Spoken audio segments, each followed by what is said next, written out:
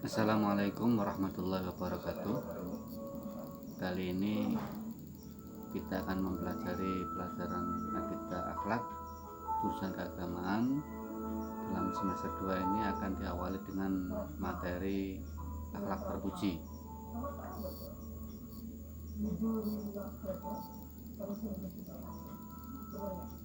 Secara khusus akhlak terpuji apa yang akan kita pelajari? Yang pertama yaitu tentang hikmah, ifah, syaja'ah, dan adalah. Dan nanti akan kita bahas secara intens bagian-bagian tersebut. Inti dari akhlak terpuji atau inti akhlak terpuji dari seorang muslim adalah satu, berani dalam segala hal yang bersifat positif. Jadi kalau itu sifatnya positif, baik bagi orang lain, kita harus berani untuk melakukan hal itu.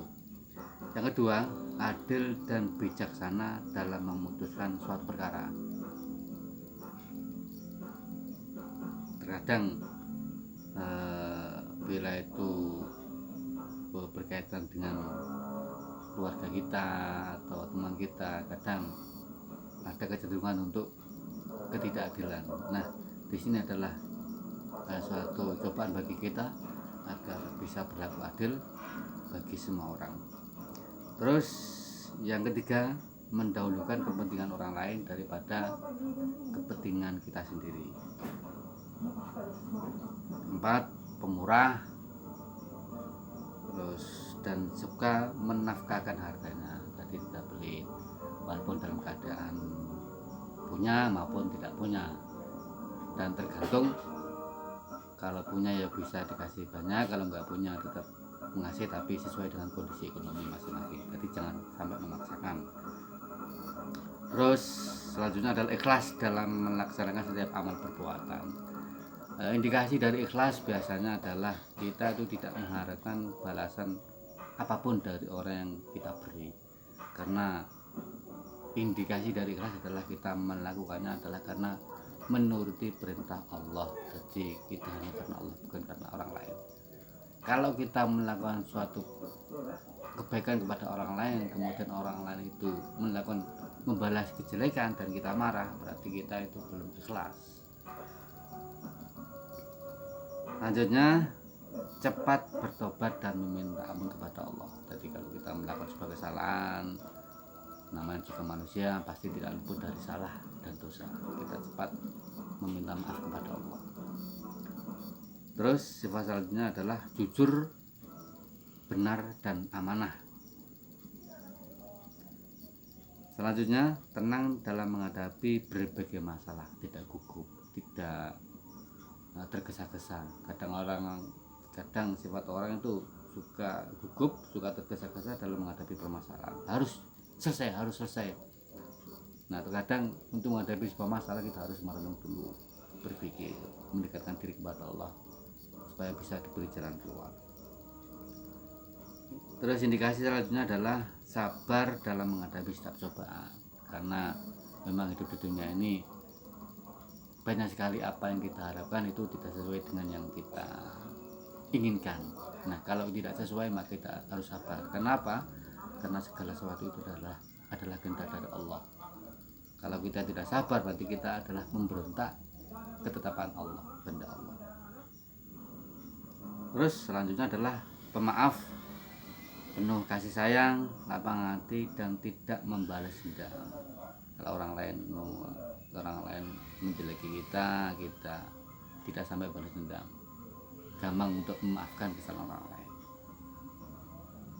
Selanjutnya, selalu optimis dalam menghadapi kehidupan dan penuh harap kepada Allah. Jadi kita tidak pesimis walaupun seberat apapun tantangan hidup. Kenapa? Kita punya Allah, dimana kalau kita itu kesulitan kita bisa minta pertolongan kepada Allah. Ud'uni astajib lakum, mintalah kepada Allah, nanti akan Allah kabulkan. Terus ifah, yaitu menjaga diri dari hal-hal yang bisa merusak kehormatan dan kesucian, menjaga diri dalam berpakaian, dalam tutur kata. Jangan sampai itu membuat kita menjadi tercela.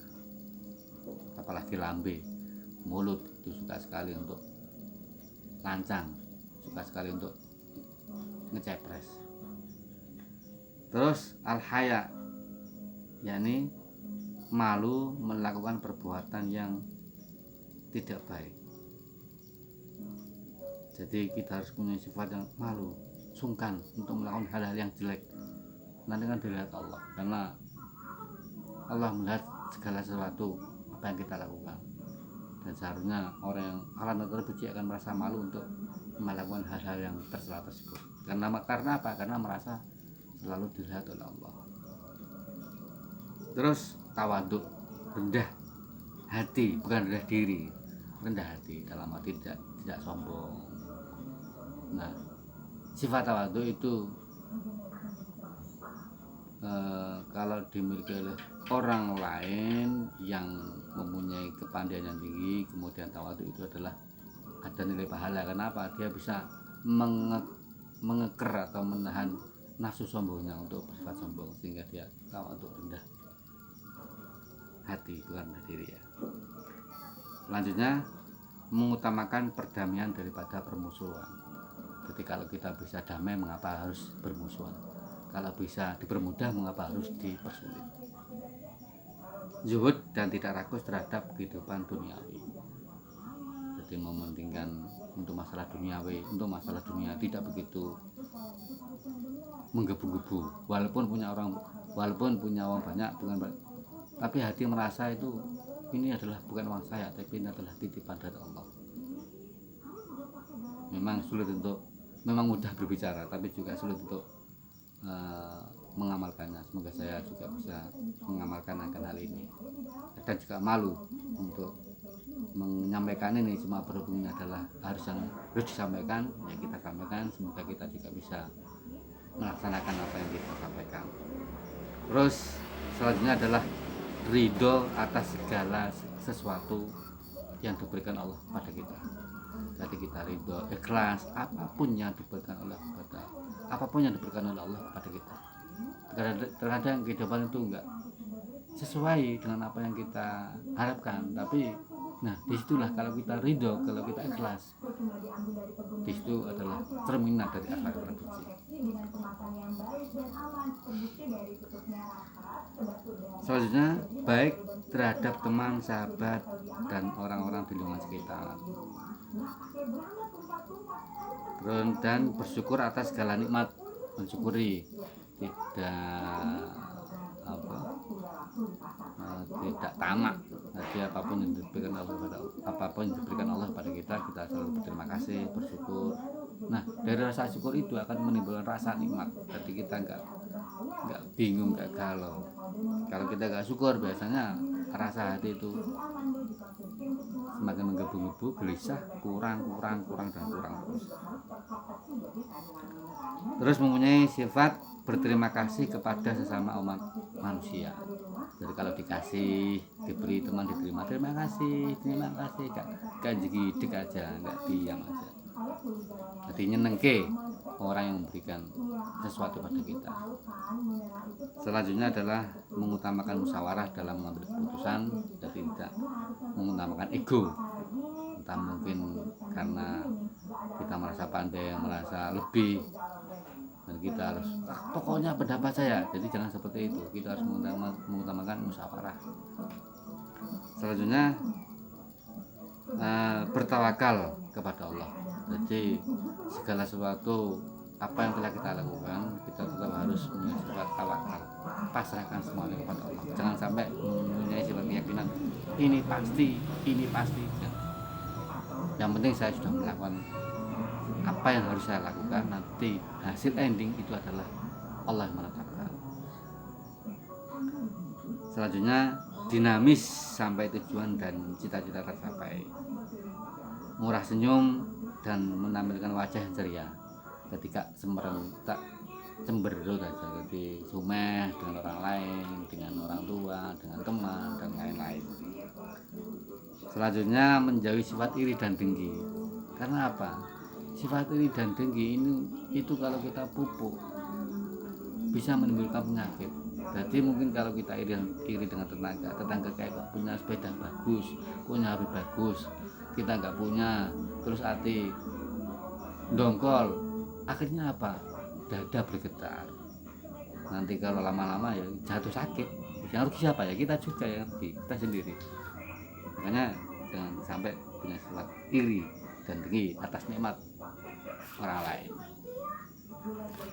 Selanjutnya rela berkorban untuk kemaslahatan umat manusia. Jadi senang untuk melakukan sesuatu bagi orang lain. Itu secara global adalah sifat-sifat dari Allah terpuji, dan untuk pertemuan berikutnya kita akan pelajari secara khusus sifat terpuji, yaitu mengenai hikmah, ifah, sajaah, dan adalah. Demikian apa yang dapat saya sampaikan. Mohon maaf apabila ada kekurangan, dan saya yakin banyak sekali hal-hal yang kurang dari saya. Ihdinas shiratal mustaqim. Dan saya akhiri, assalamualaikum warahmatullahi wabarakatuh.